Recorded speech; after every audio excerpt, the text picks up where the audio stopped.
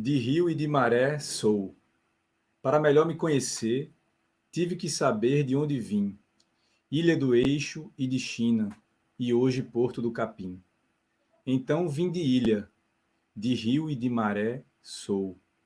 Em meio a tantas gerações, meus ancestrais aqui me enraizou. Nossa raiz é tão profunda que não é qualquer vento que irá arrancar, assim disse seu Pedro, para seguirmos navegando as curvas do rio Sanhauá. A cada família aqui atracada, a dona tempestade insiste em nos assombrar. Fique esperto e pise ligeiro, pois nessa canoa estaremos sempre a remar. Poesia de Raíssa Holanda. Saudações a todos e todas que estão nos acompanhando agora. E estamos iniciando mais uma roda de conversa do projeto Território e Patrimônio no Litoral Sul da Paraíba.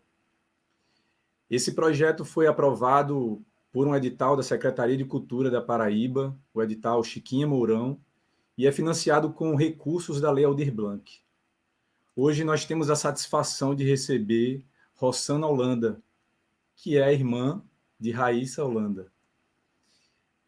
A primeira coisa que as pessoas podem pensar quando começarem a ver aqui o vídeo, é que Rossana é da comunidade tradicional do Porto do Capim, e o projeto é sobre o litoral sul da Paraíba. Podem ficar meio confusas, né? Por quê, né? Porto do Capim, litoral sul da Paraíba. Mas quem sabe das lutas dos povos do litoral sul da Paraíba sabe que as lutas não são diferentes lá no Porto do Capim. As lutas pela terra, pelo território. E hoje a gente está dando uma oportunidade para Rossana estar falando mais para a gente, para quem não conhece, para quem conhece, saber mais, ouvir mais o que ela tem a dizer dela. E claro que, falando dela, tem que falar do Porto do Capim. Então, Rossana, quem é Rossana Holanda? Onde nasceu? Fala um pouco de você. Olá, gente. Primeiramente, gostaria de agradecer pelo convite, né? E como o Lucas coloca muito bem, essas lutas, essas comunidades, elas não estão nessa linha de frente de forma organizada, né? Contra um problema, contra um projeto isolado, e sim faz parte de um todo, de um projeto do capital que tenta varrer as comunidades tradicionais para debaixo do tapete. Fico muito feliz de estar inserida, né, não só a mim, enquanto Rossana, mas a comunidade Porto do Capim, tendo mais esse espaço, mais uma oportunidade de estar criando essa rede, fazendo parte dessa rede e fortalecendo esses nós, né? E eu sou Rossana Holanda, uma mulher preta, nascida, criada e enraizada no território ribeirinho do Porto do Capim, há 5 gerações, e comecei a fazer parte do processo de organização comunitária, né, organização política comunitária aqui no Porto do Capim, desde 2011, finalzinho de 2011 para 2012, foi quando já existia um grupo de pessoas que se organizava para objetivos que eu ainda não conhecia. E minha trajetória nesse processo de organização mesmo partiu da curiosidade de saber o que aquelas pessoas estavam conversando dentro da sala da escola, né, no terraço. E eu me deparei com algumas moradoras e moradores se organizando para defender o território do Porto do Capim. Até então, a gente não tinha essa ideia de território, até então, a gente não sabia o que era comunidade tradicional ribeirinha, vale enfatizar, né? Que esse conhecimento, ele vem a partir do processo de organização. E me apresentando um pouquinho melhor, eu estou inserida no território do Porto do Capim, minha família vem, nesse território, começou a ocupar 5 gerações, meu avô, como bem citou o poema, né, de Raíssa, o Lucas fala que então vim de ilha, de rio e de maré sou, em meio a tantas gerações, meus ancestrais aqui me enraizou. E minha família veio da Ilha do Eixo, depois para a Ilha de China, depois da Ilha de China, com o abandono do grande porto da cidade de João Pessoa, porque o Porto do Capim é berço da cidade de João Pessoa, foi onde tudo começou, né? E foi a partir desse abandono do que seria o grande porto, né, a grande área portuária da cidade de João Pessoa, por que não dizer do estado da Paraíba, a obra não veio a vingar, e os grandes empresários, o grande polo de comércio que existia aqui no Porto do Capim, isso na década um pouco antes de 1930, começou a abandonar a área, grandes empresários, o Estado, e com isso, a partir daí, a partir desse abandono, é que a área vai ganhando uma característica de comunidade, a partir de 1940. Tem esse início da ocupação, e quem era que estava ocupando essa área como moradia? As pessoas de ilha, que tinha que vir das ilhas em embarcações pequenas, trazer seus frutos, seu pescado, suas coisas que era comercializada na grande feira que existia aqui no Porto do Capim. O Porto do Capim era o grande mercado central, né? Os relatos que a gente escuta é que o Porto do Capim era o grande mercado central de João Pessoa. Então, você pode imaginar que era uma área muito movimentada, e quando simplesmente empresários e Estado resolvem abandonar, aquelas pessoas ficam sem renda, e fica sem sustento para suas famílias. Sem sustento, de uma certa forma, eu vou colocar aspas, porque quem tem um rio próximo da sua casa é muito raro ficar sem sustento. E daí, não só a família Holanda, né, que foi a partir do meu avô, Pedro Paulino de Holanda, e Marlene Juvino, que era minha avó preta, aí outras famílias também começaram a ocupar. Inicialmente era de 6 a 7 famílias, e hoje somos mais de 500 famílias residindo nesse território tradicional e ribeirinho, e esse território é composto por 4 áreas: Rua Frei Vital, a própria Rua do Porto do Capim, que é a principal rua, Vila Nassau e Praça 15 de Novembro. E dentro dessas 4 áreas, porque a gente faz questão de enfatizar que esse todo, ele é o território do Porto do Capim, que é composto por essas sub-áreas, né, as 4 áreas, e dentro dessas áreas também tem outras sub-áreas. Então, vale entender, vale enfatizar que a gente faz parte desse todo. Rua Frei Vital é Porto do Capim, assim como Nassau é Porto do Capim, é o território ribeirinho. É isso. Massa, tu já entrou aí no ponto que eu estava querendo falar um pouco, né, que é em relação ao território de vocês, né? Você falou já que é uma comunidade ribeirinha, né? E um detalhe importante é que tu falasse aí que tá no local onde começou a cidade de João Pessoa, então está no centro histórico de João Pessoa, né? Existe hoje toda uma polêmica em relação à habitação dentro do centro histórico, né? Que as pessoas querem apenas tombar, preservar a área tombada e não dar um movimento, né, para as comunidades que já estão, né? E aí eu, destacando esse termo que você usou, território, fala um pouco mais para a gente, assim, da relação que vocês têm com o território, né, com o rio, com a área do centro histórico. Fala um pouco mais dessa ligação que vocês têm com esse território. Beleza. Então, vale enfatizar que território, a nomenclatura território, e colocar isso enquanto faixa, né, enquanto destaque, isso é um termo político, né? A gente está se organizando, a gente se entende enquanto tal, mas qual é o peso dessa palavra? É que a gente faz parte de um todo. A comunidade Porto do Capim, ela não está isolada do montante, do todo. Então, como a gente começa a se denominar enquanto território, é porque a gente entendia que o Porto do Capim era além daquela faixa de rio que tem ali no Trapiche.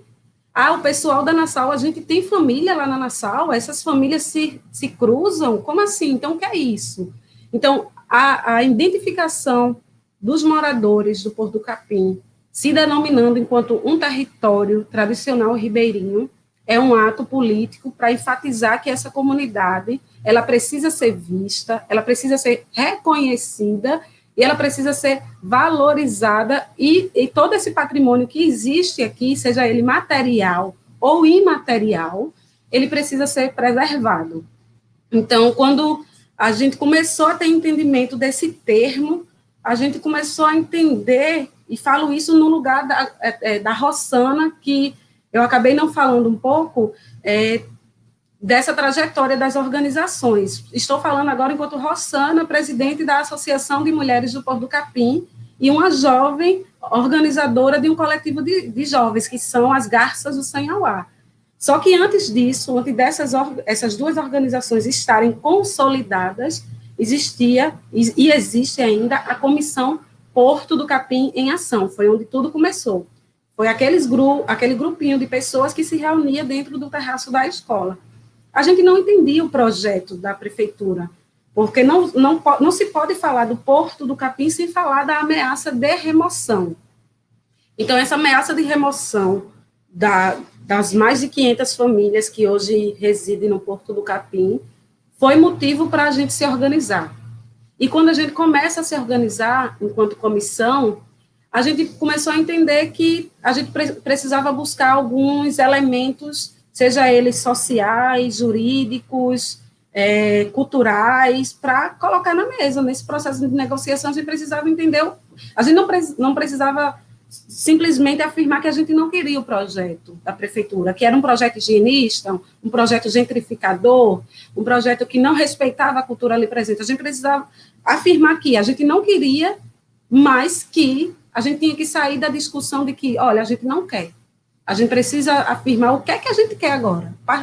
A partir do se entender enquanto território, a gente vai precisar apresentar argumentos. E foi a partir daí, enquanto comissão, ainda em 2011, 2012 e 2013 foi o auge, assim, foi quando a gente começou a ter a cidade de João Pessoa abraçando o Porto do Capim. E foi quando as pessoas começaram a falar, olha, vocês são um território ribeirinho, se vocês estão aqui há tanto tempo, por que vocês não já foram estudados a respeito disso? E a gente não fazia ideia do que isso representava. E eu gosto de trazer essa trajetória porque a gente não se entendia enquanto uma comunidade tradicional. E isso só veio a partir da organização comunitária em parceria com a universidade, com a Fundação Companhia da Terra, que foi a primeira organização, assim, né, que chegou e disse, vamos conversar, vamos parar para conversar, juntamente com a assistente social voluntária, que foi a Valescas Fora,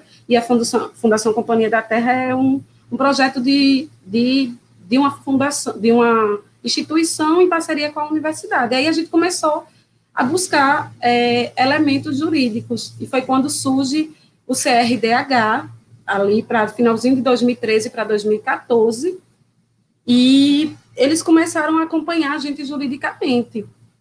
E isso a gente começou a ser tangível, a ideia do território. A gente começou a entender que, se a gente tem essa relação há tanto tempo, isso é território, se a gente é tradicionalidade. Aí a gente começou a divulgar isso internamente do nosso jeito para os moradores, e de repente as pessoas estavam falando sua história sem precisar afirmar que era tradicional, porque a própria história, falar da sua própria história, o seu trajeto de vida, aquilo ali já era a tal tradicionalidade, a tal história da territorialidade. Então, quando a gente fala de território, a gente não precisa estar afirmando que a gente é um território tradicional ribeirinho. A gente não precisa estar com isso na ponta da língua. E sim toda a nossa história, toda a nossa bagagem. E a gente acabou descobrindo nesse processo jurídico, né, de acompanhamento jurídico também, que existia uma série de violações que o Estado cometia com a comunidade tradicional ribeirinha, que foi a partir do relatório de violações de direitos humanos produzido pelo CRDH, que é o Centro de Referência em Direitos Humanos, que até então esse relatório foi feito pelo Pablo Norato e o Hugo Bellarmino, que estavam nesse núcleo, né, nesse centro de referência. E a partir daí foi só ganho, né? Eu falo ganho, mas com muito respeito a toda a nossa trajetória, porque esses ganhos que a gente teve, né, que o fato de aprender que vários termos poderiam vir a agregar na nossa luta, é que isso custou muito tempo, custou muito suor, custou muito sangue, vidas que sonhavam com a então titulação do território Porto do Capim, que ainda não veio. Teve pessoas que já partiram para outro plano. Então, quando a gente fala que tem ganhos significativos para a luta do Porto do Capim. Hoje em dia, o território se entende quanto tal, e está ainda nesse território é muito devido à luta Comissão Porto do Capim é Samba, a Associação de Mulheres e das Garças do Sanhauá. Temos muito que trilhar pela frente? Temos, mas foram muitos os ganhos aí com essa rede, não só de organização comunitária, mas de organização da sociedade civil, de forma geral, que abraçou o Porto do Capim.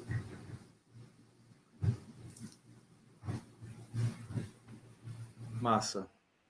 Tu falou aí, assim, um tanto de coisa que eu já ia perguntar para você, mas em relação a isso do território, né? Porque, assim, eu imagino e a gente consegue acompanhar até um certo sentido, assim, esse peso que tem da luta, né? O peso da luta, de continuar no território de vocês. Eu sei que tem isso. Mas é um ponto que também eu quero chegar mais com detalhes para tu explicar um pouco mais. Mas ainda sobre a relação de vocês com o território, né?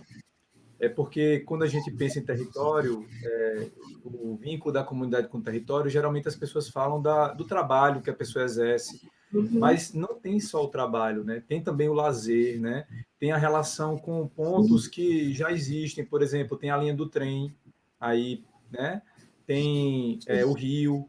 Assim, fala um pouco também dessa parte do lazer, do uso de vocês, do lazer dos rios, sabe? Fala um pouco mais disso, que aí a gente consegue entender mais, porque existe toda uma leveza envolvida com a relação da comunidade. Mas aí dessa leveza surgem pesos, coisas de fora, né, que é a disputa, né, a especulação e tudo mais. Mas antes, fala um pouco mais assim dessa relação de vocês com o território. Tu fala um pouco das gerações, né, da quantidade de famílias que tem. Fala um pouco mais também da relação de vocês, de família, e desse vínculo com o território. Então, essa pergunta foi muito bom ser feita porque me faz lembrar de umas reflexões que eu venho tendo, até mesmo antes de participar dessa reunião, e também foram reflexões que a gente teve coletivamente, no projeto. A gente tem um projeto de turismo de base comunitária aqui, que é o Vivenciando o Porto, onde a gente recebe turmas, pessoas, para experienciar o cotidiano da comunidade. E uma coisa que a gente se depara muito é com as expectativas das pessoas. Por que eu vou falar disso? Porque até uma reflexão para quem está assistindo aqui, tá? Quando as pessoas pensam em comunidade indígena, elas querem ver uma pessoa seminua fazendo comunidade quilombola. Imagina um monte de negão, não sei, com pintura afro no corpo, enfim. E a expectativa não é diferente aqui no Porto do Capim. Eu acho que as pessoas esperam chegar aqui e ver, de repente, as pessoas carregando uma canoa, ou laçando uma rede o tempo inteiro, e não é isso, tá? A gente faz parte de uma sociedade contemporânea, apesar de termos nossas tradições, vou utilizar no coletivo, assim, representando também essa ideia de coletivo, né, das comunidades tradicionais, dessa rede. A gente precisa sobreviver e o nosso sustento, ele não só está meramente ligado às atividades e exercícios tradicionais. E aqui no Porto do Capim não é diferente. E somos um território ribeirinho que está em pleno centro da cidade. Ou seja, é uma característica que não é tão comum. A maior parte das comunidades tradicionais, elas ficam um pouco mais afastadas dos centros, né? Dos grandes centros que pulsam capital. E o Porto do Capim tem essa característica de ser uma comunidade que está em pleno centro, mas com característica rural urbana. A gente fala que antes da linha é João Pessoa, e depois da linha é João Pessoa, ali o início, porque apesar do Porto do Capim se relacionar com essa cidade que vibra, que pulsa, a modernidade, a gente conserva alguns costumes, alguns saberes que a cidade desconhece, a maior parte, vou dizer assim, né? Poucas pessoas ainda conhecem o Porto do Capim. Então, no Porto do Capim, descendo a ladeira do Hotel Globo, ou descendo a ladeira ali da Vila Sanhauá, depois que passar a linha, você está no Porto do Capim. Aparentemente, a fachada é de grandes comércios de madeireira. Mas não se deixem ficar só nessa linha do trem. Ultrapasse a linha do trem, chegue por trás dos armazéns de madeireira. A partir daí, você vai se deparar com a comunidade Porto do Capim, a faixa de moradias, pessoas conversando na calçada, sim, isso é possível, A gente fala isso, enfatiza, porque quando a gente recebe as turmas do Vivenciando, o pessoal fala, oxe, e aqui o pessoal fica conversando na calçada, não tem certas violências. É uma comunidade tradicional onde todo mundo se conhece, todo mundo se respeita. Não estou dizendo que a gente está imune a qualquer tipo de violência, né, que é aparente, é presente, mas a gente se respeita e a gente consegue, as crianças conseguem brincar na rua de bola de gude, de amarelinha. Quando a maré está cheia, você descendo essa faixa de casas, né, do lado esquerdo, você indo sentido ao Trapiche, você vai ver toda uma extensão de casas que tem os seus quintais voltados para o rio, onde cotidianamente se traga aqui ao Daci. Todos os dias ela diz que acorda, planta, agoa suas plantas, coloca a comida do cachorro e vai cantar com os passarinhos que estão na árvore dos mangues. Ela conversa com a mãe maré, assim como ela bem diz, gosto de trazer Daci porque é uma mulher, uma figura extremamente importante para o processo de luta do Porto do Capim. E você vai descendo toda a rua do Porto do Capim, especificamente, vou trazer como exemplo, você vai ver a dona Nalvinha, que vende lanche há mais de 30 anos, em sua barraquinha, e essa economia, ela mobiliza toda a sua cadeia de família. Então, dona Nalvinha, que faz um salgado há muito tempo, é ali que ela fomenta a sua economia local. É com os moradores fomentando, pagando o seu salgado, vai ter a Veras Bar. E quando a maré está cheia, você chegando mais lá na frente, se deparar com a maré cheia, você vai ver crianças tomando banho de rio. Crianças tomando banho de rio. E por que eu falo isso? Porque essas crianças não fizeram aula de natação na piscina convencional, ali os pais pagaram aula para ela aprender a nadar. Elas simplesmente aprenderam. E o rio, que está ali, aparente para a gente, que se apresenta todos os dias para a gente, que a gente contempla, esse rio é feito de maré. E por que eu falo feito de maré? É maré alta e maré baixa. Tem até uma música de Mariane de Castro, eu vou só citar um pedacinho da música para fazer analogia à história, tá? Sou filha do mar e da maré mansa, baixa um riso, uma esperança, para o meu peito se alegrar. Sou filha do mar e da maré cheia, e daí, quando a gente fala maré mansa e maré cheia, a gente entende essa dinâmica de rio, que a maré, ela não é uma maré violenta. Sempre que tem tempos de fortes chuvas, a gente recebe mensagens das pessoas se preocupando conosco. Se aconteceu alguma coisa, e a gente entende e acolhe todo o carinho, porque isso é uma preocupação. Mas a nossa maré, por mais que ela esteja cheia, ela é uma maré mansa. Ela não é uma maré que viola a comunidade, que traz transtornos, enfim, coisas que normalmente aconteceria vários anos atrás. Por quê?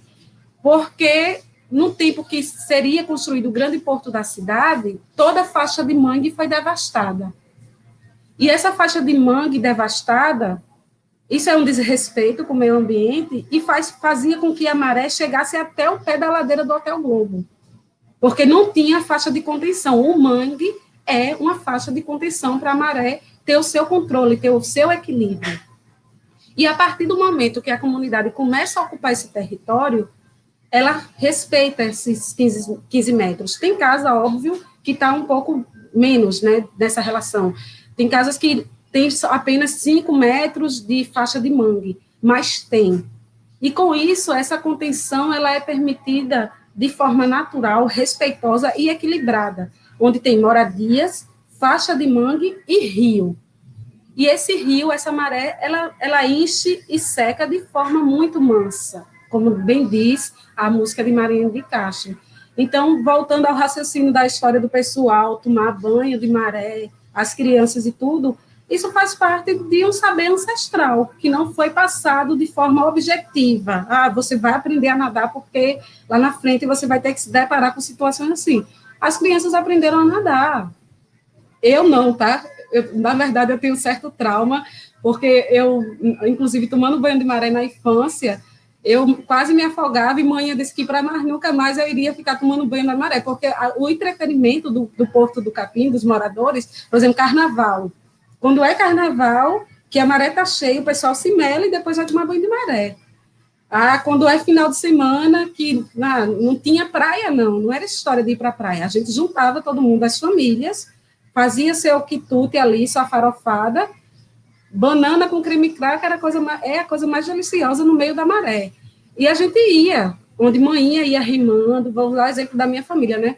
Final de semana, sábado ou domingo, a gente pegava uma canoa e saía rimando e ia para as croinhas. As croinhas é um banco de areia que se forma no meio da maré, trazendo assim para um exemplo mais prático, é tipo areia vermelha em Cabedelo. Essa maré baixa, se forma um banco de areia, e ali você consegue brincar, você consegue fazer o lazer, consegue fazer o ofício de catar marisco, por exemplo, outro saber ancestral passado. A gente não aprendeu, a gente não foi ensinada a catar marisco. A gente aprendeu de forma muito orgânica. Eu sei catar marisco, outras pessoas na comunidade saberão catar marisco, mas isso não foi um ofício que os pais disseram, olha, vou planejar isso aqui, assim, assado, para que meu filho tenha uma profissão bem-sucedida mais na frente. É um saber passado de geração para geração, a técnica tradicional de catar marisco. E é isso, eu não sei se eu respondi a pergunta, mas eu agora, quando a gente vai mergulhando nas histórias, a gente vai se perdendo, mas me puxa aí de volta, Lucas, para o gancho. Mas tu fosse para onde eu estava querendo chegar, que é assim, quando as pessoas pensam, né, no território, pensam dessa relação, né, das pessoas, né, quando a gente está falando de patrimônio, está falando de território, a gente está falando acima de tudo de pessoas, mas essas pessoas com uma relação com a terra, com o lugar onde vivem, com a natureza também, né, com o meio ambiente, com os animais, né, com o rio, como tu falaste. Então, eu estava querendo justamente que você falasse disso mesmo, dessa relação. E tu falou onde eu estava querendo chegar. Chegou no ponto, assim, chegou na croa que eu estava querendo chegar. E aí, falando mais, assim, né? Porque quando a gente fala, né, desse patrimônio, dessa cultura imaterial, né? Como você falou, por exemplo, o saber de catar, né, marisco, não é uma invenção, né? Vocês não inventam para falar, não, nós somos comunidade tradicional, meu filho, você vai aprender aqui porque a gente quer que continue sendo comunidade tradicional, né? Não é nada disso, né? É uma relação que é algo, né? Um saber que é passado de forma, vou usar aqui uma aspas, natural. Ele acontece. E aí, para tu falar um pouco mais agora, já que chegou nesse ponto, né? Dos saberes, né? Das técnicas, das expressões, né? Da cultura local, falar um pouco mais, assim, quais são as outras expressões culturais, né? Que a gente usa expressão cultural, parece que a gente está falando, né, um pouco disso, né, que você falou, né? O turista chega e quer ver a expressão cultural do local, né? Mas não nesse sentido, sabe, de folclorizar, de transformar em algo, assim, numa pintura. É algo que é de vocês, né? Patrimônio é isso, patrimônio é dar valor para o que é de vocês, né? Você falou agora da catação, do marisco, fala de outras expressões também, se existe celebrações na região, né, esses saberes de contação de histórias, né, de histórias do meio ambiente, né? Pode ficar à vontade. Certo, perfeito. Eu gosto dessas provocações de perguntas, porque a gente traz para o cotidiano. Quando a gente fala de trazer de forma muito natural e orgânica todo o nosso conhecimento, é porque a gente apresenta de uma forma que ele é. E o que acontece? A espetacularização da cultura, né? Trazer o folclore de forma espetacular. A gente faz isso. Só que é a conversa com o vô Pedro que é espetacular. É a conversa com o seu Alagoas, é a conversa com Dona Lourdes que é espetacular, com Célia, com Penha. Isso no Vivenciando, a gente faz, eu gosto de trazer o Vivenciando como em xeque, porque é justamente isso, a expectativa das pessoas é chegar aqui e ver a gente rimando, ou fazer o passeio de barco, não que isso não seja importante, mas eu só estou trazendo essas provocações porque não é só isso. Uma comunidade ribeirinha, ela não passa o povo lá Aqui, o povo aqui não passa 24 horas dentro de um barco, lançando rede, fazendo armadilhas para catar caranguejo ou catando marisco. A gente tem outras vidas, tem outras dinâmicas, e estamos inseridos numa sociedade capitalista, onde outros empregos também se apresentam aqui, e pessoas acabam deixando de ir pescar porque tem um emprego aparentemente moderno, mais fácil de ser desenvolvido, mas nada mais é que a apresentação da dinâmica moderna. E quando eu falo que o que é espetacularizado aqui é o saber tradicional, é o cotidiano, porque o vivenciando é isso. A gente traz a provocação do povo, muita gente, a gente começa vivenciando no pé da ladeira ali do Hotel Globo, no Pare e Olhe Escute, onde a gente canta uma música do Eric de Almeida, que foi feito num projeto do Subir na Ladeira, que é um projeto de educação patrimonial através da arte para crianças. E tem um acervo de música que é belíssimo. Aí a gente começa no Pare e Olhe Escute, com a música Pare e Olhe Escute, e aqui tem gente, aí o povo faz, por que vocês não começam lá no Hotel Globo? Por que vocês não fazem assim, não fazem assado? A gente fala, olha, o que a gente quer apresentar não é o turismo convencional. A gente quer proporcionar para vocês o turismo de experiência, vocês vivenciarem e experienciarem coisas que, para além do que o patrimônio de Pedrical já é apresentado de forma convencional. Se você for lá no Hotel Globo, você vai ver o Hotel Globo, as igrejas, aqui no Centro Histórico de João Pessoa, né? E o que a gente apresenta em contraponto é isso, dizer, olha, vamos experienciar. E o que é que a gente experiencia? A gente, inclusive, quer chegar a algo bem mais além.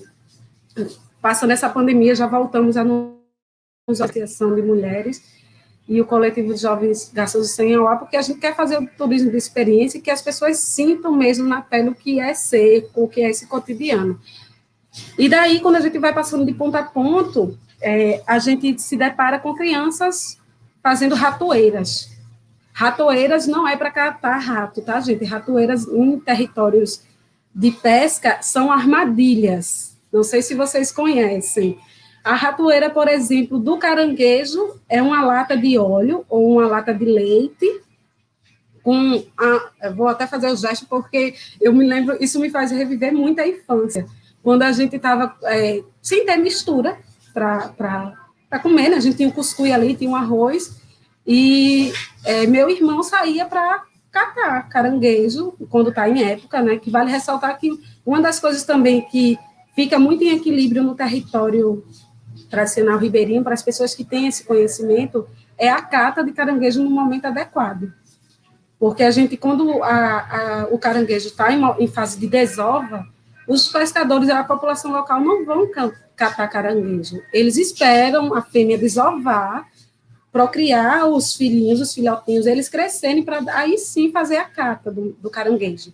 E quando eu vou citar a ferramenta de catar caranguejo, que é uma lata ou uma garrafa PET, que eles botam uma tampa assim, e que essa tampa é pendurada por uma borracha, que muitas das vezes era um pneu cortado, uma câmara de ar de pneu cortada, que fazia a pressão com aramezinho, que quando o caranguejo entrava dentro da lata e comia a isca, essa tampa fechava.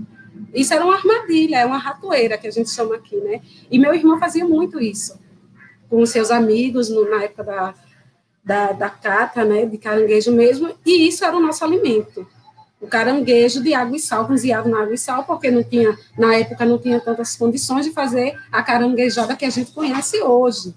Mas muita gente fazia caranguejada, catava caranguejo no Porto do Capim, e a maioria das vezes eram as crianças que faziam aquilo ali, porque, e deixa eu trazer também para essa questão das crianças catarem caranguejo, isso não é um trabalho infantil, vale enfatizar, não é uma exploração do trabalho infantil. Isso é um exercício tradicional sendo feito.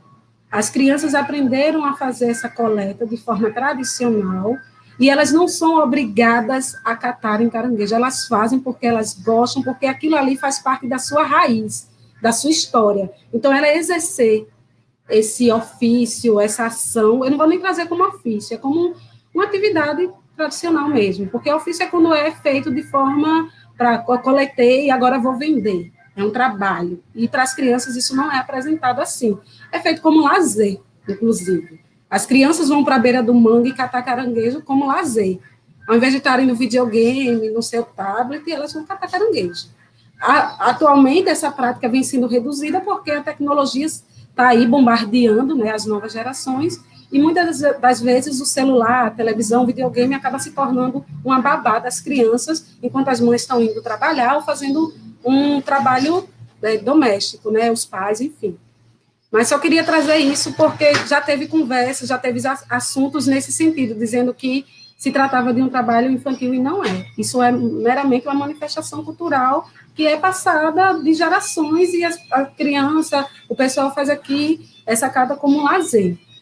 E daí, outra questão, trazendo agora enquanto ofício, é a cata do marisco, tem várias marisqueiras aqui, a cata de caranguejo, a pesca artesanal com rede, que são as redes que são feitas com vários nós e fio de nalho, que os moradores saem para o rio, né, desembocam para além do rio Sanhauá, que é um afluente do rio Paraíba, eles adentram o rio Paraíba também, tem uns até que chegam a relatar que já foram de canoa, porque o rio Paraíba, o rio Sanhauá, ele é um afluente do rio Paraíba, e o rio Paraíba, ele desemboca no mar, que é no mar de Cabedelo.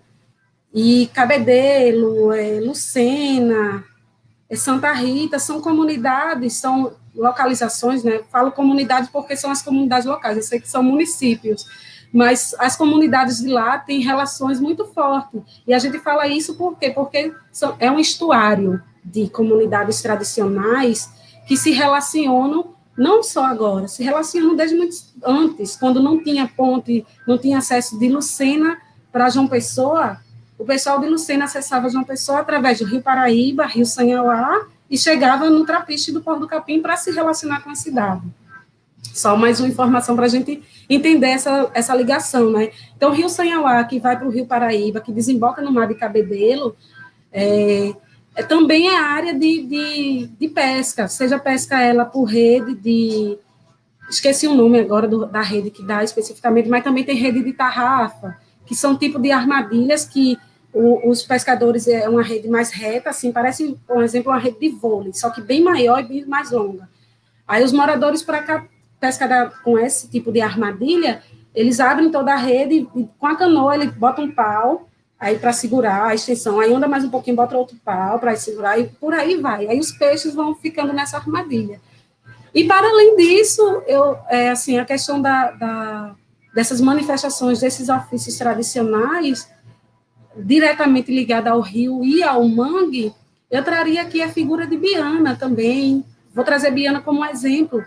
A Bianice, né, que tem várias gerações na comunidade, hoje já é avó, ela tem um acervo de plantas medicinais que quando a gente está com dor de barriga, a gente bate lá em Biana para pedir uma folha de pitanga, para fazer um chazinho. Quando não só a Biana, tem Penha também, Penha Nascimento, estou com a barriga inchada, quero um chá de cidreira. Ela não só fornece a plantinha para você fazer o chá ali de imediato, mas como ela já ofereceu para a gente a raiz mesmo do chá de cidreira, para a gente plantar em casa. Hoje a gente tem planta de cidreira em casa, porque quando a gente necessita, inclusive a casa, não é, a da minha irmã Raíssa e do meu irmão Jobson, fica à beira da linha. E a plantação de cidreira, ela fica externo. Ou seja, qualquer pessoa que conhece aquela planta, chega lá, tira um pedaço e leva para sua casa para fazer seu chá. Muita gente faz isso. Aí, às vezes, a gente olha e faz, estou pegando um pedacinho aqui, viu, de cidreira. A gente, não, tudo bem, fica à vontade, é nosso. É uma vegetação, uma plantação medicinal que está ali para servir a todo mundo.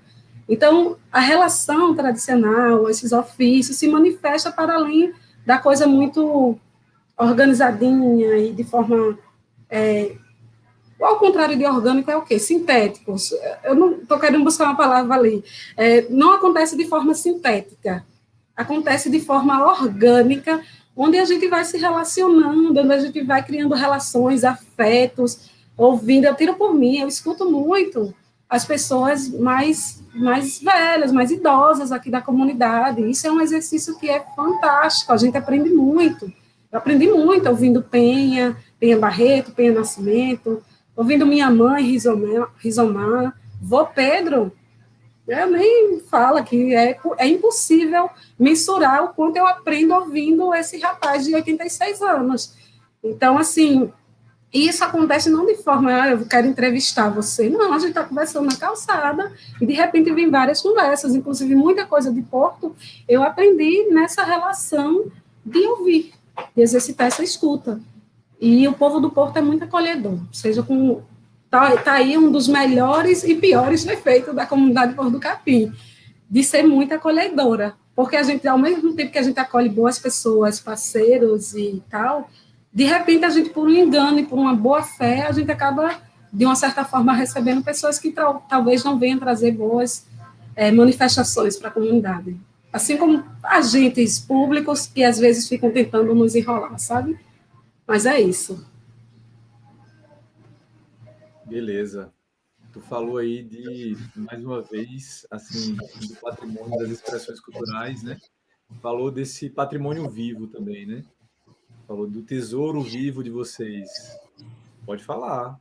Eu acabei me esquecendo, porque eu falo da ideia da nossa imagem, da nossa expectativa estar meramente relacionada a, eu quero ver uma comunidade ribeirinha exercitando ofícios relacionados ao rio. Citei a questão de Biana, né, das plantas, mas eu queria citar também, trazer, que eu me preparei para isso, eu não posso deixar de falar, o grupo As Comadres, que também é uma manifestação cultural, que é a identidade, assim, do Porto do Capim, eu posso dizer, as comadres, que surgem enquanto... É um grupo cultural de dança, mas não é só dança que envolve, que é só meninas.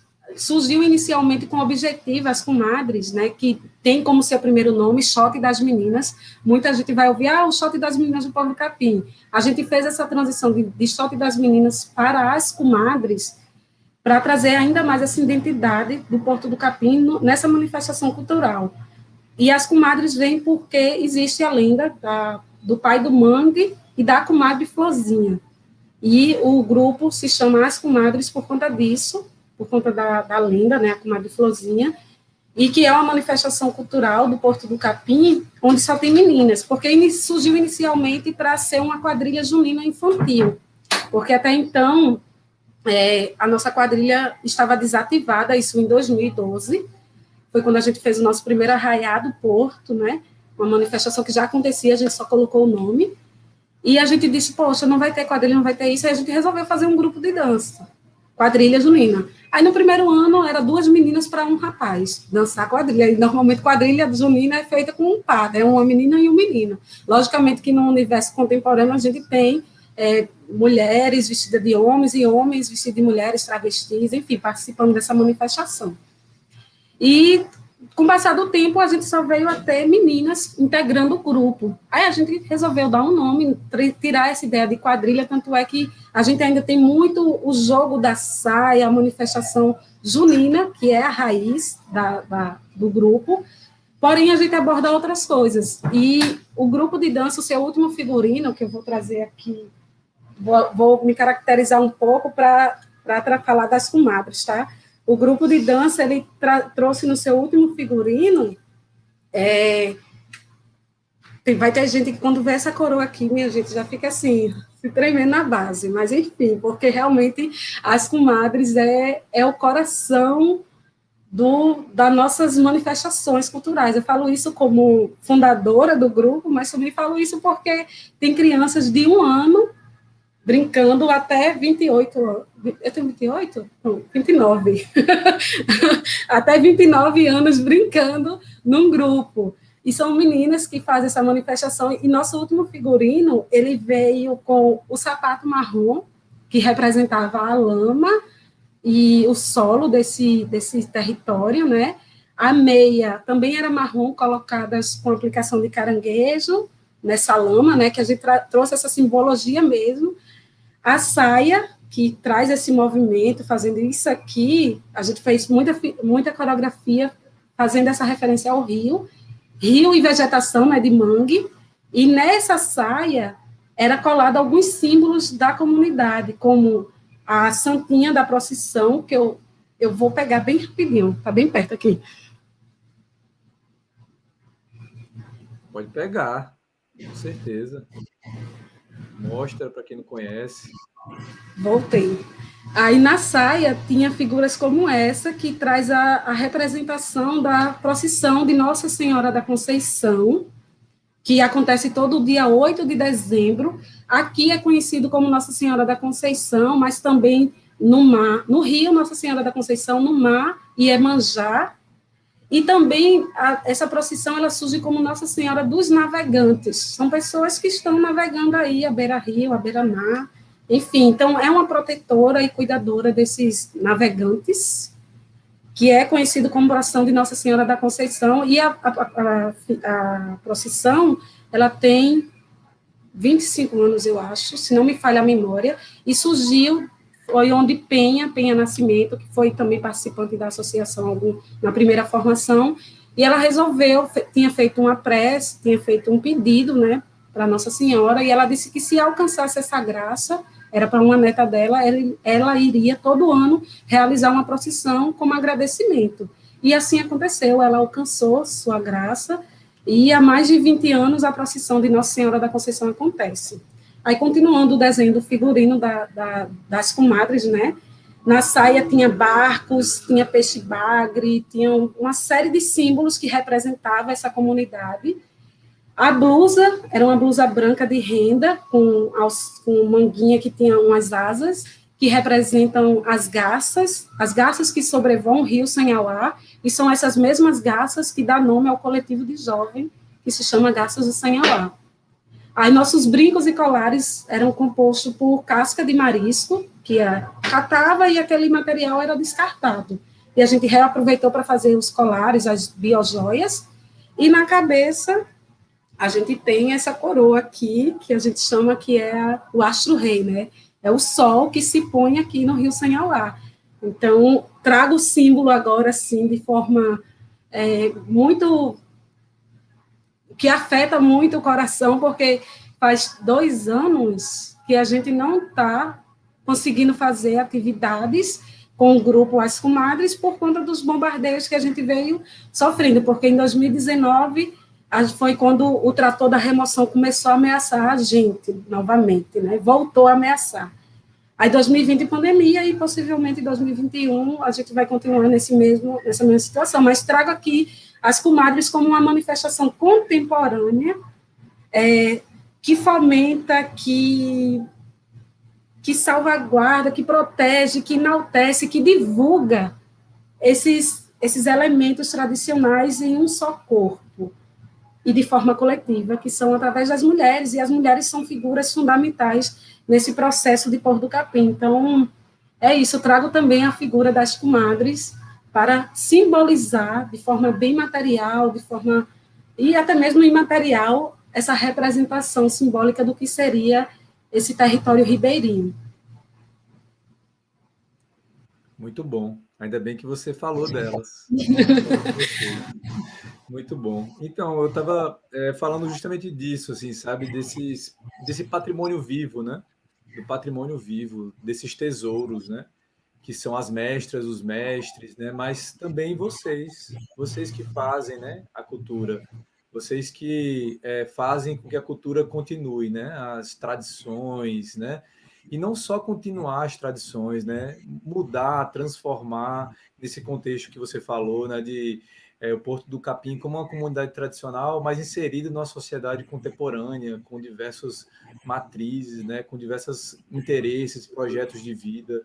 Isso daí foi belo o que você falou, porque falando disso, né, a gente conhece um pouco mais do Porto do Capim, dessa cultura imaterial, né, da cultura material também, né, porque quando a gente está falando de material, a gente está falando do material também. E aí uma das coisas que quando a gente foi falando, eu fui pensando, né, e depois de mostrar, né, para mim você desenhou um pouco do Porto do Capim. E aí a gente vendo o Porto do Capim, vendo como um patrimônio vivo, que fica no centro histórico de João Pessoa, né? Ao lado, próximo do Hotel Globo, né? E do centro histórico, né? O centro histórico que é delimitado, tem a delimitação do IFAM, tem a delimitação do IFAEP também, mas que é um território político, como você falou também. né?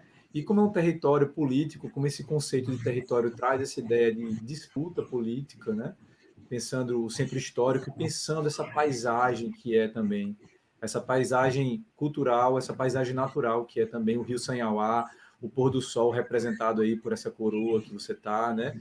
Que é também patrimônio nosso, né? Eu falo nosso porque é de vocês, porque vocês estão aí para preservar, né? Preservar o meio ambiente, preservar o patrimônio material de vocês, que se expande, né, para além do Porto do Capim, né? E aí, já que a gente está falando de território, a gente está caminhando para o final. Você falou desse trator da remoção, né? Dessa ameaça da remoção. É tão complicado, né? A gente estava falando com tanta leveza, tanta coisa boa, mas a gente tem que falar também de coisas pesadas, infelizmente, né? Que é dessa constante ameaça de vocês. Tu pode falar um pouco dessa ameaça e falar quais são as propostas, né, que vocês estão trazendo, as estratégias para combater. Você falou aí já de algumas coisas, né? Falou do turismo de base comunitária, falou dessa rede que compõe, né, de associações, tanto do Porto como de fora também. Mas fala um pouco mais da ameaça e dessas estratégias de vocês. Tá. Eu sempre acho muito boas as provocações, as perguntas, e dá esse instiga de falar, sabe?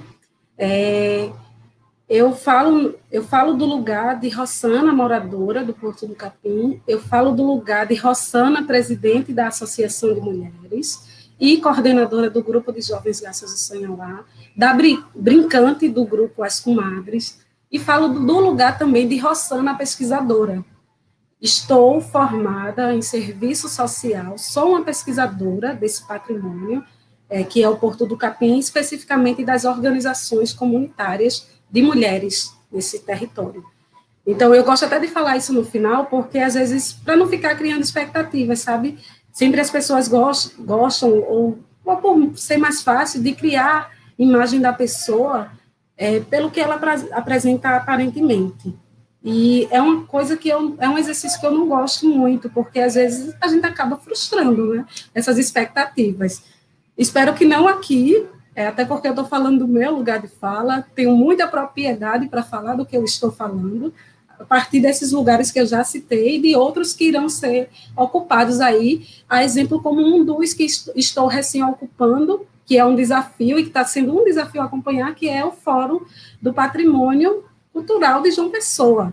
Estou, enquanto conselheira, né, ocupando essa cadeira, desde o início do ano, finalzinho do ano passado, de 2020 para cá, mas que estou mais ali para aprender como funciona essa estrutura de organização social, muito mais do que para ensinar. Quero ocupar o lugar, quero aprender muito com as pessoas que estão lá presentes, são pessoas que eu já admiro muito por várias outras trajetórias, mas, enfim, não falando meramente das cadeiras que ocupo, mas acho importante falar principalmente a cadeira de pesquisadora, porque é uma mulher negra periférica que está formada, que se formou através de política pública estudantil, que é o FIES, por não conseguir nota em faculdade privada, teve que escolher a ferramenta do FIES, no financiamento estudantil, para cursar serviço social em uma faculdade privada. E falo no meu lugar de Raíssa, que também tem essa ferramenta, está estudando psicologia, e de Joyce, que, por uma coincidência, não sei se coincidência, mas o acaso aí do destino, a gente acabou cursando o mesmo curso na mesma época, ela por um outro tipo de financiamento, e a gente cursou na mesma sala. Joyce é também uma das integrantes do coletivo de jovens garças do Sanhauá, e também irá participar da nova formação da associação.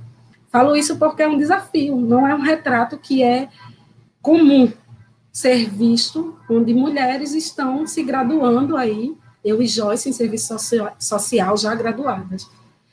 Então, é impossível, respondendo a tua pergunta, como eu falei, é impossível falar do Porto do Capim sem falar da ameaça de remoção.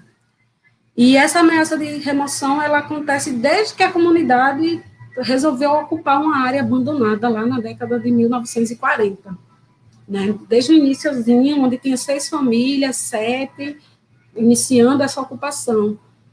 Ao mesmo tempo que o poder público ele abandona a área, ele fica querendo ter posse daquilo que ele não mantém, que ele não cultiva, que ele não traz melhoria. Mas foi a partir da persistência e resiliência dessa população que a comunidade se consolidou enquanto tal. E hoje, há mais de 70 anos, quase 80 anos aí, quase 80 anos de ocupação, a gente, desde 97, de forma institucional mesmo, a gente é ameaçado de remoção pelo projeto. O primeiro projeto foi o projeto da Comissão do Centro Histórico de João Pessoa, que tinha convênio Brasil-Espanha, e essa comissão ficava localizada lá no Hotel Globo, aqui no Centro Histórico de João Pessoa. Essa comissão era uma comissão composta por arquitetos e historiadores que desenvolveram um projeto em parceria com o INFAM para remover a comunidade. Aí, então, é até interessante trazer essa linha histórica, porque muita gente acaba achando que o Porto do Capim, a gente está lutando pelo nosso território de agora, de 2019. Muita gente conhece a história do Porto do Capim de 2019 para cá. Mas não, a gente está resistindo nesse território há muito mais tempo, na verdade, desde que foi ocupado, né? E o primeiro projeto formalizado foi esse projeto da Comissão de Centro Histórico.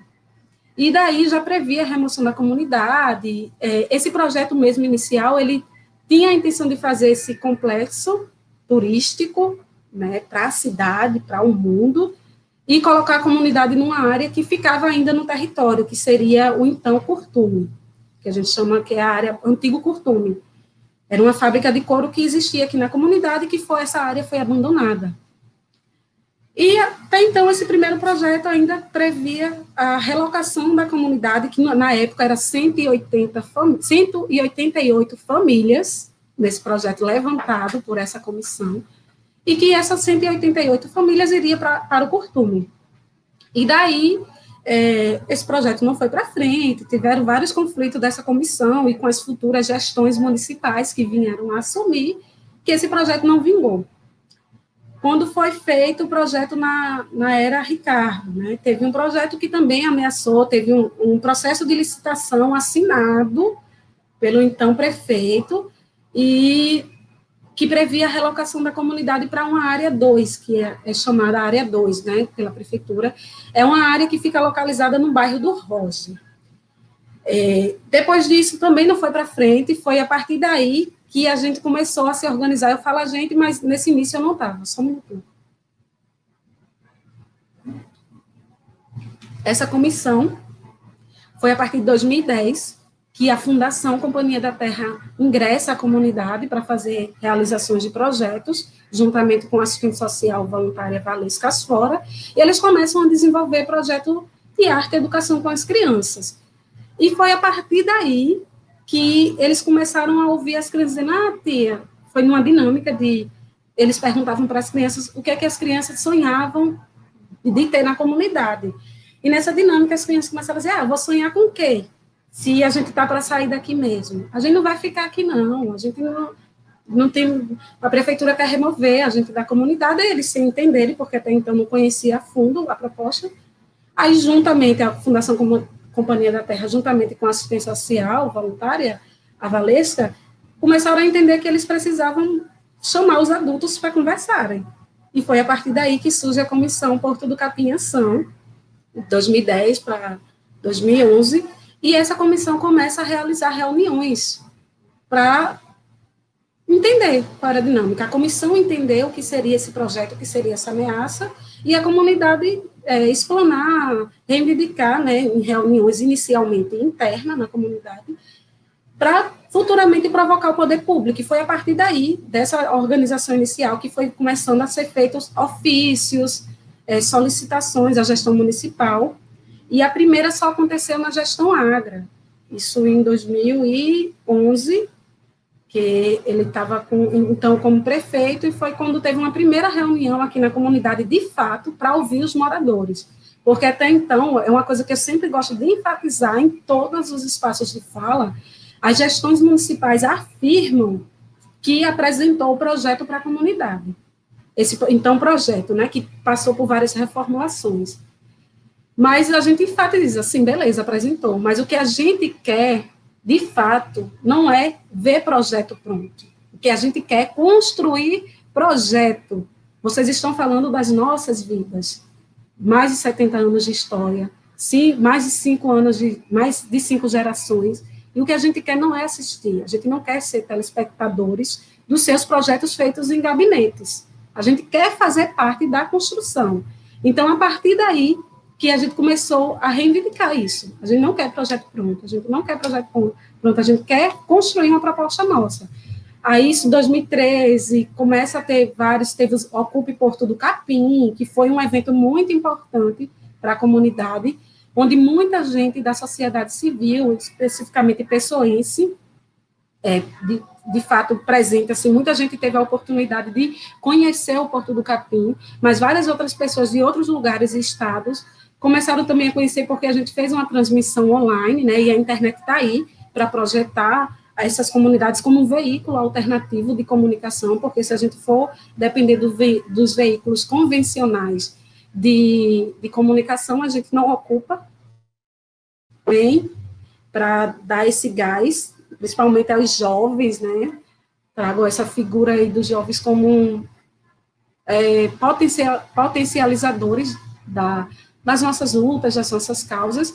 E depois de 2013, trago como linha do tempo, né? A instituição teve a consolidação da Comissão Porto do Capim Ação, e nesse momento essa comissão só era composta por mulheres, e a gente estava sentindo a necessidade de nos formarmos enquanto associação, e a gente olhou para um lado, para o outro, só tinha mulheres, e disse, então vai ser uma associação de mulheres. A gente também vai levantar essa bandeira, essa luta de gênero. Não tínhamos dimensão do que isso representava, não tínhamos.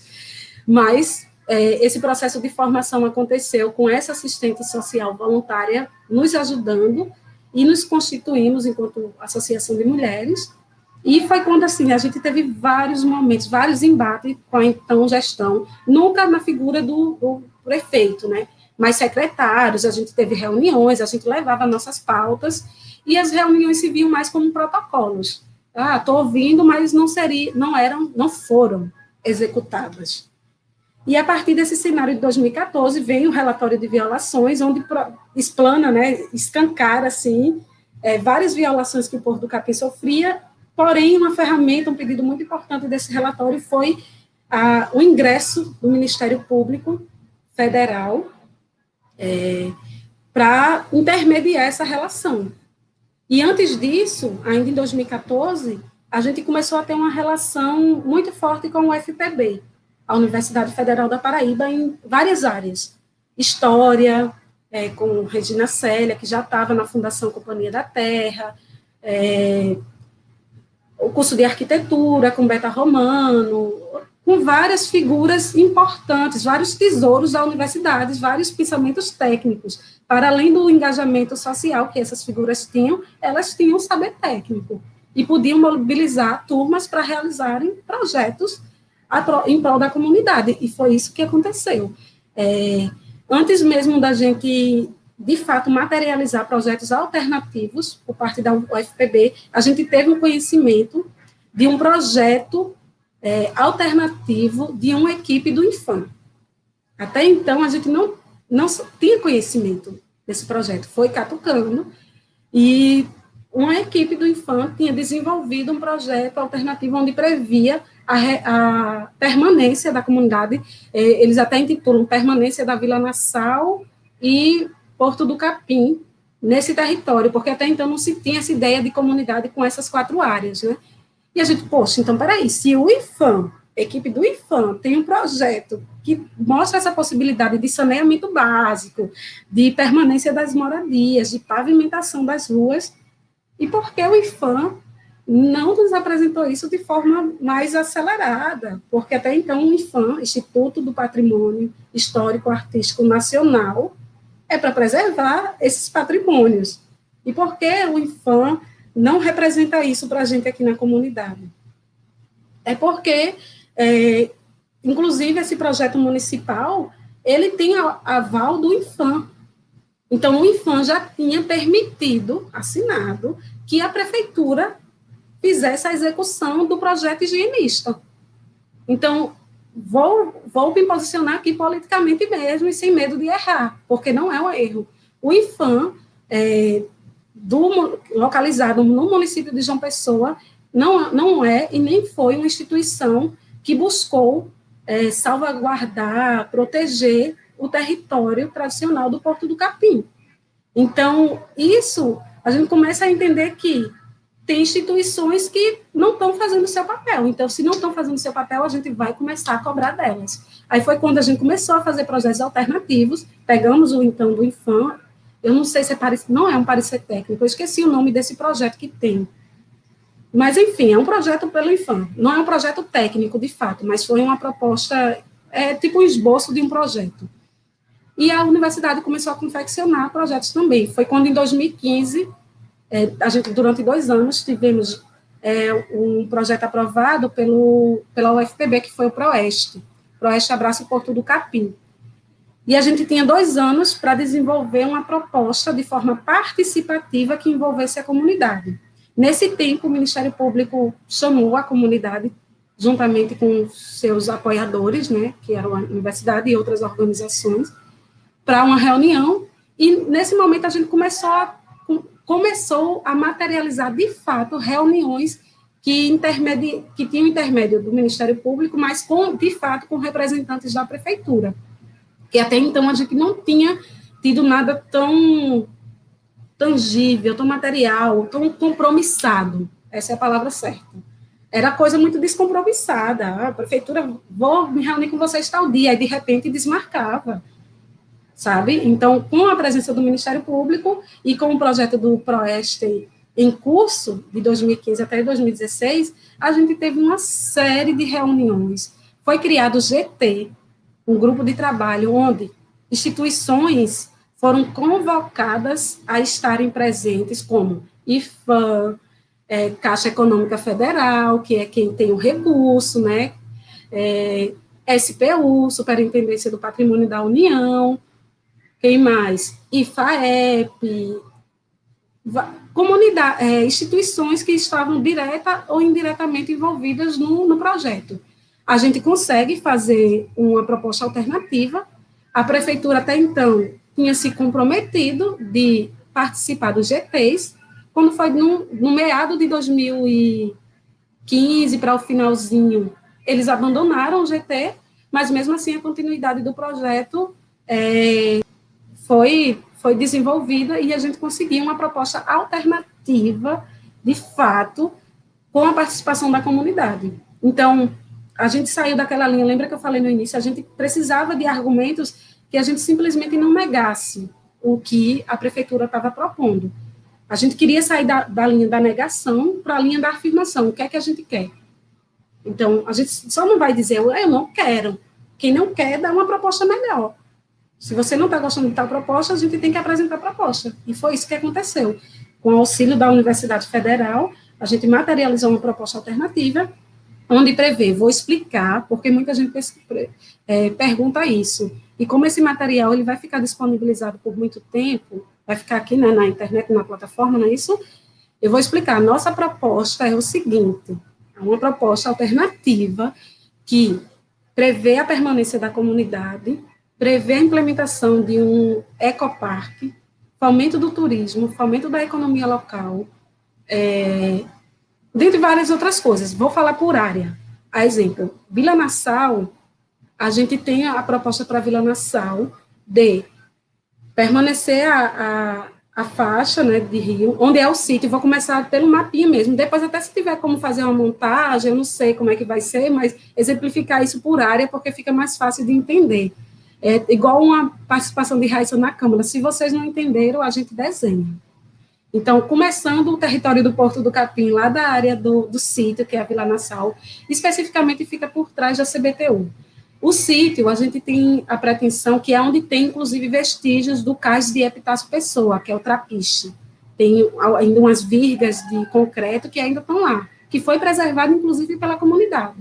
A comunidade conseguiu restaurar a vegetação de mangue e deixou lá aquele concreto, aquele corpo estranho dentro do mangue. Mas esse corpo estranho, nessa contemporaneidade, a gente pode aproveitar.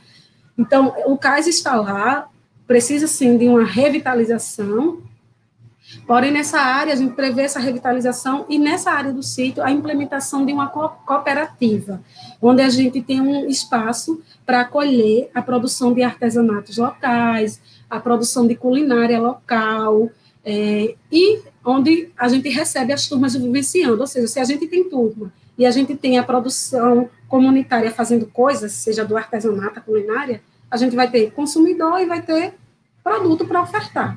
Então, seria uma cooperativa nessa área do sítio. Descendo um pouquinho na área do campo, ainda na Nassau, do campinho, a gente prevê uma área de esporte e lazer que foi tirada da gente, né? A gente tinha campo, hoje a gente não tem mais. Na verdade, a comunidade não tem área de lazer para as crianças, nem para adulto.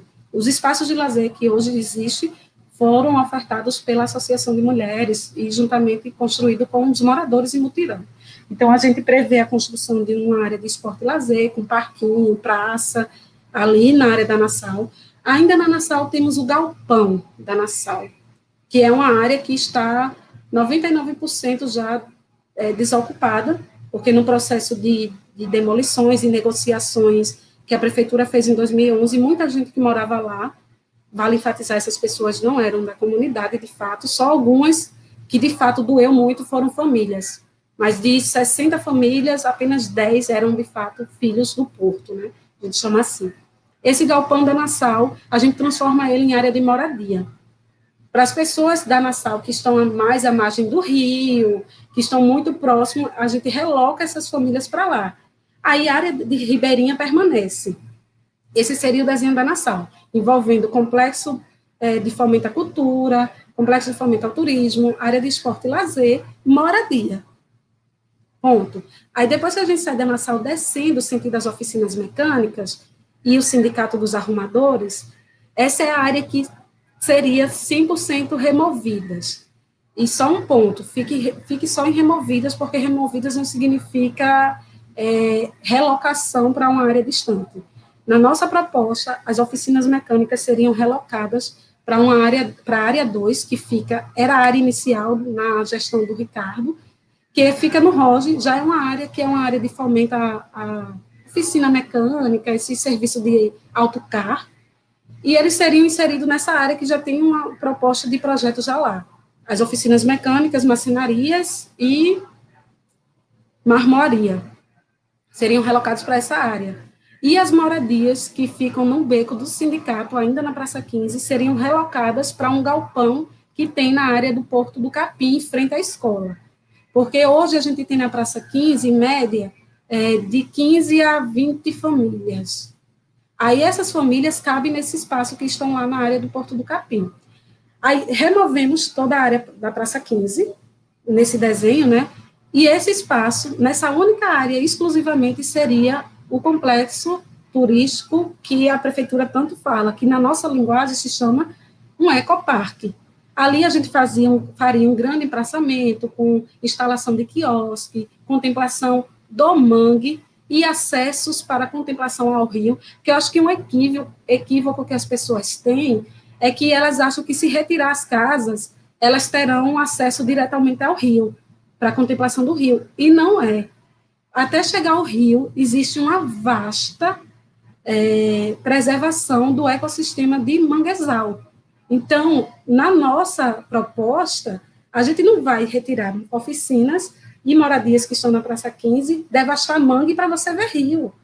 Não, a gente preserva o mangue, faz a implementação do ecoparque e fazem acesso, que é uma trilha, que essa trilha iria desde a Nassau até o Trapiche do Porto, cruzando a Frei Vital, de acesso. Então, a gente faria pontos de acesso ao rio, não diretamente. Aí sim seria a proposta. E por que esse ecoparque nessa área do Porto do Capim, desse território? Porque ali é uma área de entrada. Para melhor desenhar, a Praça 15 fica logo depois da linha do trem, onde ficam os armazéns de madeireiras e oficinas mecânicas.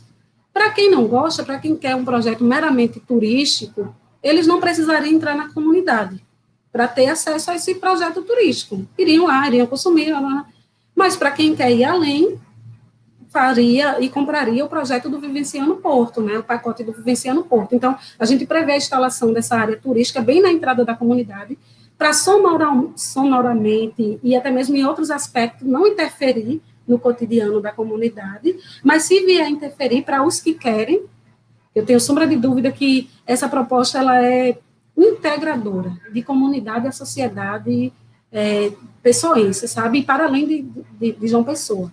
Então, nessa área da Praça 15 seria o complexo turístico. Descendo na Rua do Porto, para Frei Vital, a gente teria a parte de requalificação das casas. Fazendo essa trilha que sairia da Nassau até a área da Frei Vital, ela seria, inclusive, também uma faixa de contenção e uma área suspensa para as pessoas que quisessem passear não afetando o mangue, não afetando o rio, não tendo acesso e não tendo qualquer tipo de incidente. A gente requalificaria as casas, faria outros empraçamentos. Temos 2 pontos específicos na Rua do Porto de construção de uma sede comunitária e de um ponto de cultura, e teríamos creche dentro da própria comunidade, que a gente não tem. Teríamos uma escola técnica no prédio da Alfândega, que fica na Rua do Porto. Eu acho que alguns aqui conhecem. O prédio da Alfândega é um prédio histórico que está lá abandonado, em desuso, se deteriorando.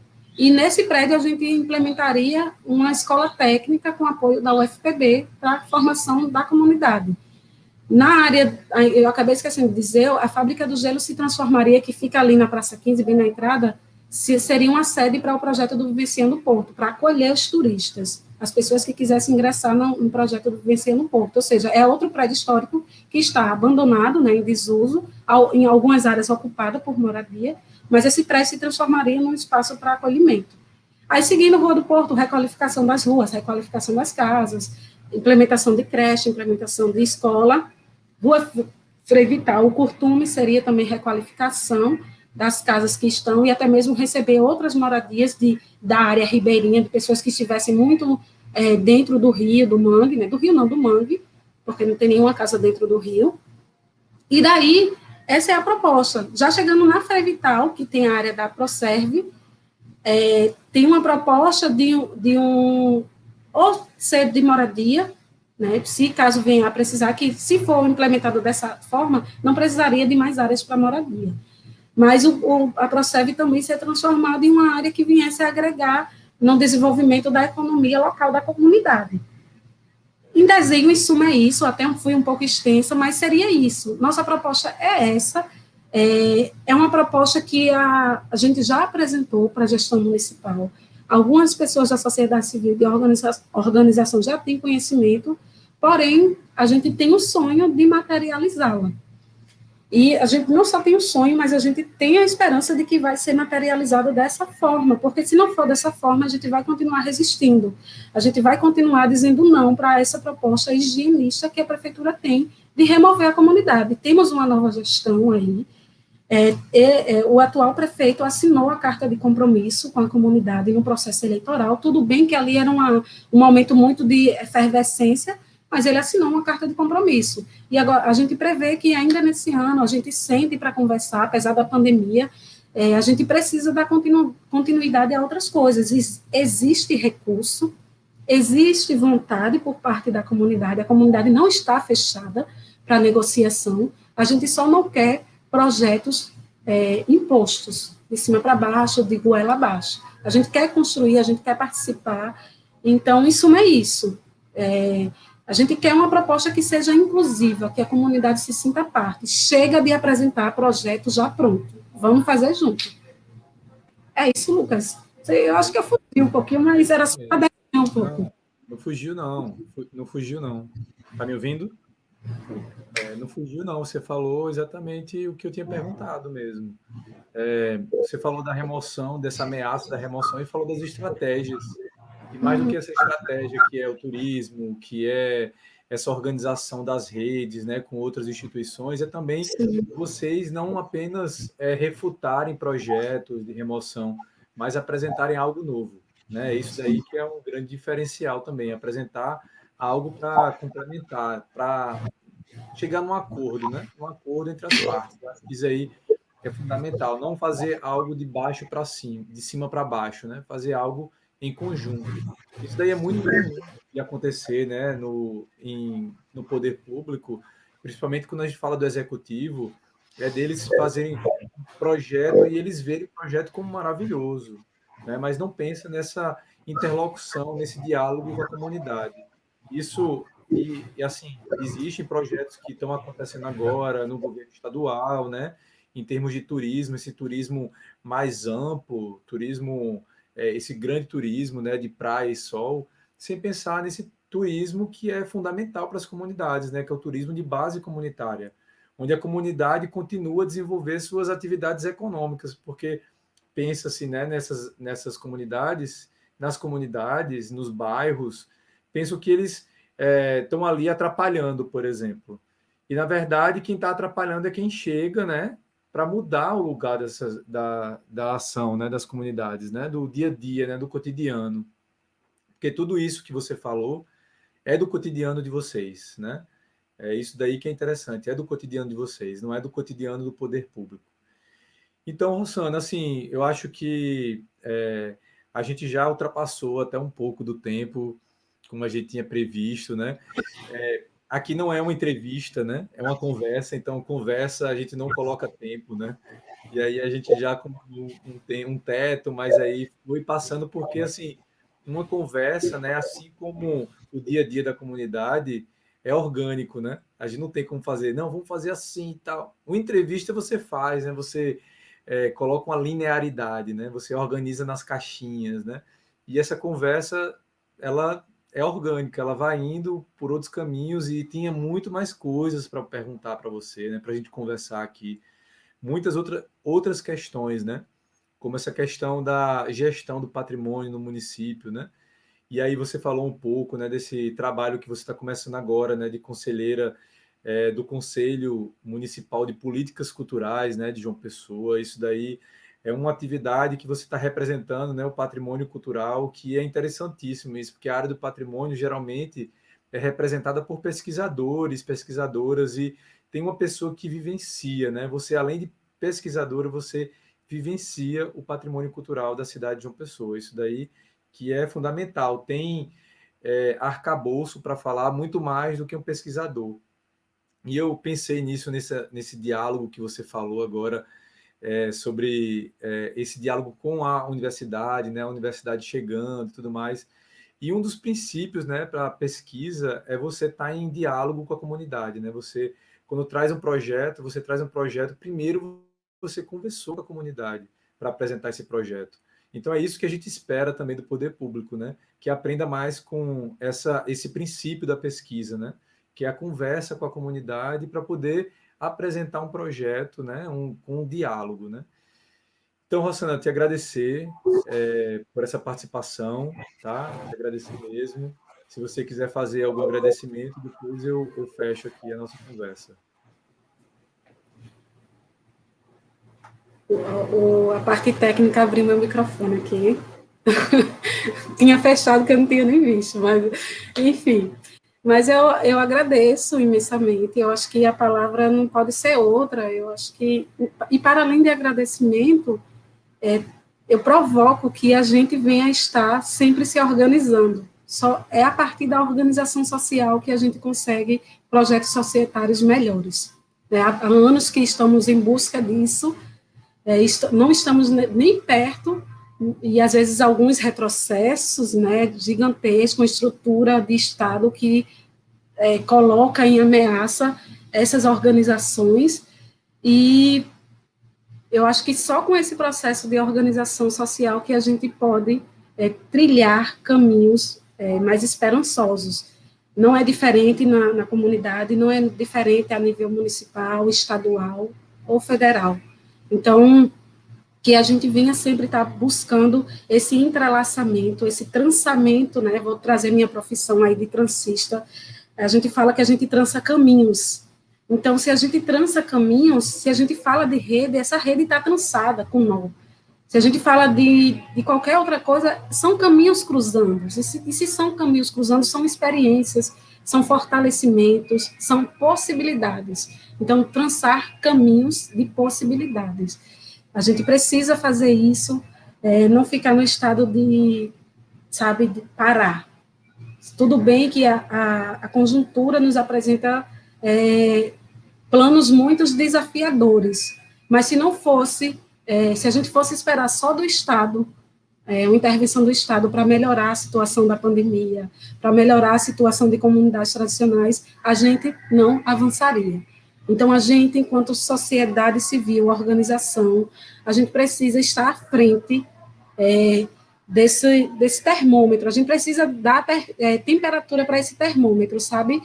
E eu fico muito esperançosa a cada conversa que a gente faz com pessoas que são de pensamentos extremamente alinhados com os nossos. A gente percebe, trago agora essa conversa assim, se tiver alguém de comunidade aqui assistindo, trago para vocês essa provocação. Se você está insatisfeito com a pavimentação da sua rua, se você está insatisfeito porque na sua comunidade falta água a todo tempo, percebe em você um agente de transformação.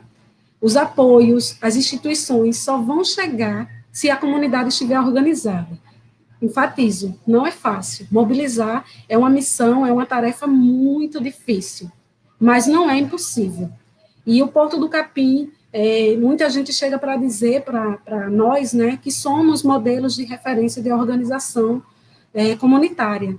A gente não faz ideia do que isso representa, confesso, mas a gente percebe que de forma muito prática, a comunidade só está aqui por conta dessas organizações.